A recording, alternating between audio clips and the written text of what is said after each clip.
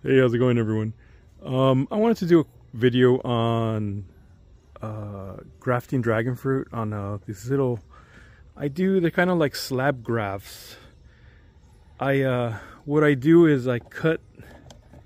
Put this down. What I do is I'll cut a seedling like this, and then I'll slice it sideways so you can see the cambium, and I'll press it down right in the cambium, the middle of a mature. A mature plant, but it's something with the tender growth. And I don't know if it took. It looks like maybe, but there's no growth, so I'm not sure. This one too, did it take? I don't know, maybe.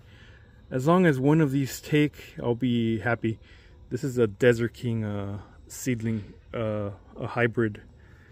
I like the Desert King. I bought a Desert King.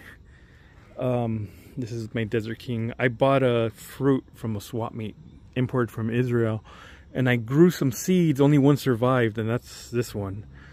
And the fruit's a little small, but it's good. It has a really good flavor. So I crossed this with multiple things because it's self-sterile, and yeah, I grew some seeds, and here's one of the seedlings.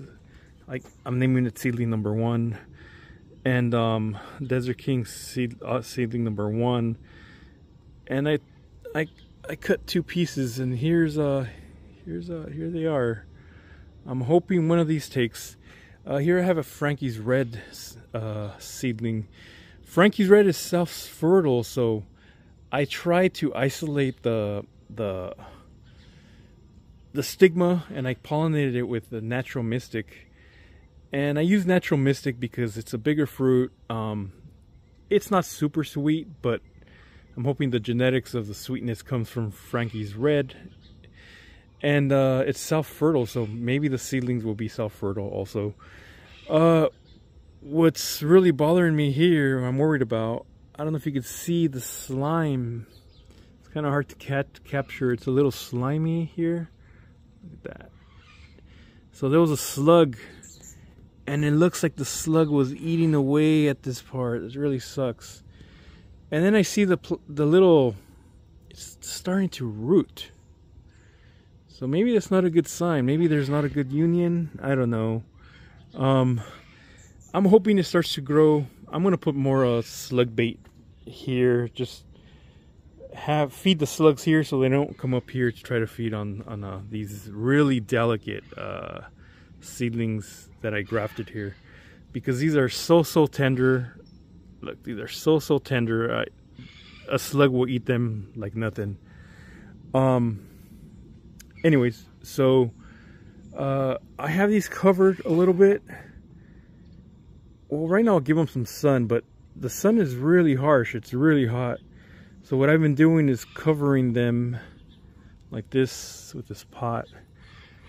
But right now it's okay. It's for it to get some sun. And I'm really hoping that these do take. Let me show you an example of this type of graft, and when they take, what they look like. So here's one of those slab grafts I did. You can see it has a lot of growth. And that's where I did the slab graft. And you can't see it that well. Let me come over here. I have some other examples. Let me see. I have one here where I did a slab graft right here. Now it's got some really nice growth. Really nice growth. These are all different hybrids I've made. I'm gonna grow these out, let them fruit. If they're good, I'll name them, and I'll distribute them to people. Here's another slab graft I did. Oh, you could better see this one. Look, so you could see how the slab graft is still there, and it grew all this. Look at all this. This one, I don't know if it variegated or it's just really stressed because it's getting a lot of sun, but This was also a slab graft. Look at this. And then this one over here is another slab graft. I gotta check. I believe these are all the same. Yeah, these are all from the same seedling. The seedling had multiple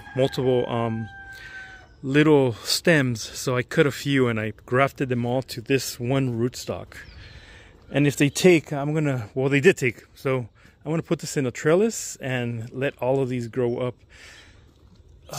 You can see here where the slab graft was made. See that this is the original slab here, and here's the crazy growth. And this is a few months of growth. So the more it grows, the more sun it will absorb and the stronger plant it will be. So what I'm going to do now is repot this and put it probably in a smaller tomato cage trellis. Not a big trellis like a wooden one. And the tomato trellises, let me show you really quick. If you've seen a lot of videos on dragon fruit, you've probably seen tomato trellises. So a tomato trellis is you get one of these tomato cages, and you could use electric conduit or these plant stakes here.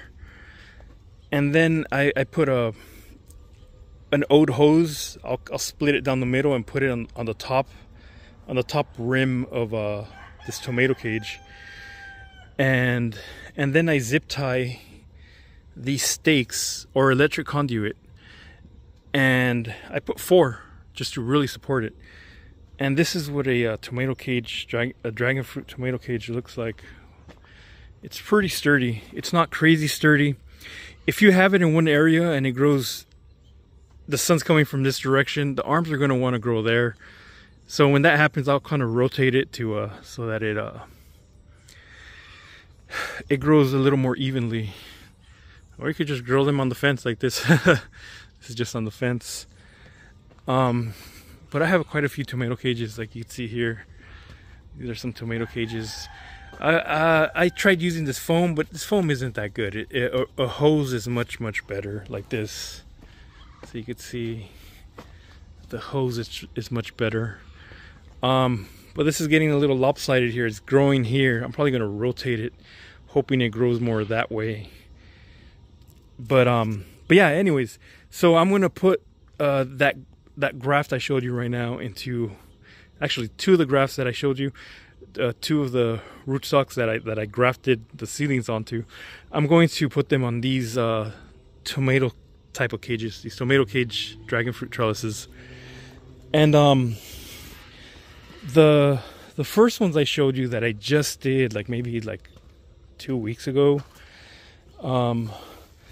they are on this trellis. It's a wooden trellis with the charred wood, the shojubin Japanese method of preserving wood. And I had a Asunta 5 sister which produces many buds, but it never flowered. And after 4 years, I gave up. Maybe 3-4 years, I gave up, and I just chopped all the. It had many branches. I chopped them all up, threw them away, and instead of grafting these seedlings here or putting a new cutting, I am going to utilize the great root system. And this plant does have great growth. So eventually maybe I might cut all the aerials off. I'm just going to keep an eye on it for now. Any aerials that I see the new growth from the rootstock, I'm going to just snap it off. But maybe eventually I'll start removing all of these aerials. Maybe. If not, I mean, I know I'll keep an eye on it, and if I see any arms, any new stems coming up from the new aerials, from the old rootstock aerials, I'll go ahead and just snap them off. But the ones for sure I'm going to remove will be the ones up on top, and then the lower ones I could just keep an eye on them. But the ones up here, like let's say if this one takes, I will remove these aerials here. If this one takes, I will remove the aerials on this little piece and over here. Anyways, cause look, they'll shoot out. You see, there's a new shoot coming out from the rootstock aerials. So but it's as simple as just snapping it off like that. Simple as that.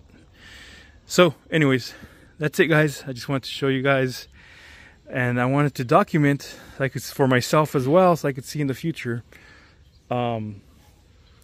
Hopefully these take, and hopefully sooner than later they'll become a big, it'll umbrella out and grow amazing, grow all these amazing stems. Anyways, that's it for now, guys. Wish me luck. I'm hoping these little slab grafts take.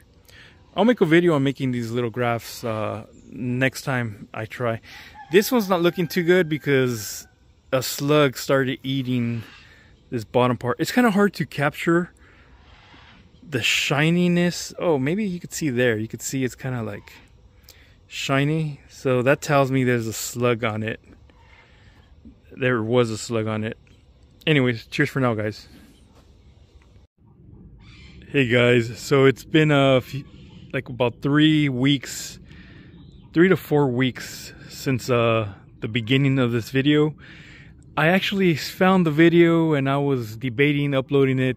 I had forgotten to upload it, so I'm gonna upload it, but with this video also continuing, serving as an update. So here's the update. So all 3 of the grafts took. You can see the new growth. There's a new growth, and here's a new growth on this.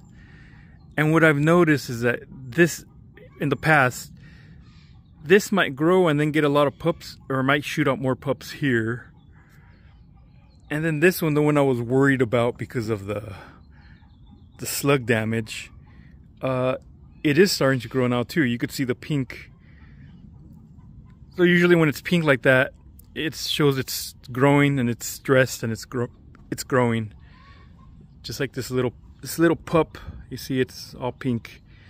So I'm happy that this took. And within that time, it did develop a bud. Like I mentioned, this variety, this Asutum 5 sister, it shoots out a lot of buds, and they don't make it. They just dry up and they fall off. So I've never had a bud bloom, and which is why I'm getting rid of this plant. But I'm going to utilize the vigorous growth that it had and the root system, and I'm grafting onto it. And I was looking at it this morning because I'm keeping an eye for any pups from the original rootstock, and I need to make sure I remove them. And so now that these took, I'm gonna wait another month, make sure they're growing nice. Then I'm gonna go around with the little razor blade, and I'm going to remove all the aerials here, even here. I'm gonna try to remove all the aerials on the plant that are up here, up until about here. Then I'm gonna leave all these other aerials, because it'll be easily noticeable if there's an aerial that comes out here with a new pup. I could just twist it off. Like there's one here that I mean to cut off. I need to cut this one off. Yeah, I'm gonna use some pruners. And I saw one coming out. I saw one over here. See, this seedling isn't pumping as hard as this one is, or this one. They got a pup, and I'm thinking it's because, check this out. Put some shade on here. Do you see what's there? This is a pup from the original rootstock. So it's really tender and it'll be easy to remove. You see it? So I'm just going to pull it off. You see that? So now this growth, the energy that the plant spent and used to make this pup grow, it could have gone to feed and grow these scions that I grafted here. So that's why I am going to make sure to remove, since it looks like these took, I'm still going to wait another month, and then I'm going to trim this off, because I was going to, if this wouldn't have taken, I would have sliced it and tried again, or sliced it here, or slice this one and try. But since this one took, I think I'm going to cut all of these pieces off. Here too, I'm going to cut this off, and then I'm going to remove all the areoles. See everything that has a spine. That's where you could get a pup from the rootstock, and I do not want any pups from the rootstock, so I'm going to remove all these spines later. There's no rush for it. But what that looks like, I can show you. I have an older graft I did where I think I removed all the areoles. It looks a little funny, but let me take a quick look at it. So it'll look like this. See, instead of there being a spine, I removed them all. There's just a scar because I removed all the areoles, because the only thing I wanted to grow was what I grafted, which I grafted this yellow variety, this megalanthus, onto this sugar dragon. And you could see it was a success. I have a plant here, which I've taken a few cuttings and I've traded, and yeah, here it is. So let's hope this let's hope for some vigorous growth on that other graft I just showed you guys. And yeah, so that'll be it, guys. So I guess this counts kind of like two videos, like the old video when I just removed the tape from the graft, and then when I and now there you could see it growing, see them all growing. I'll do a video, like I mentioned in the earlier, I'll do a video of me doing this graft so you can see how I do them. Anyways, that's it for now, guys. Cheers.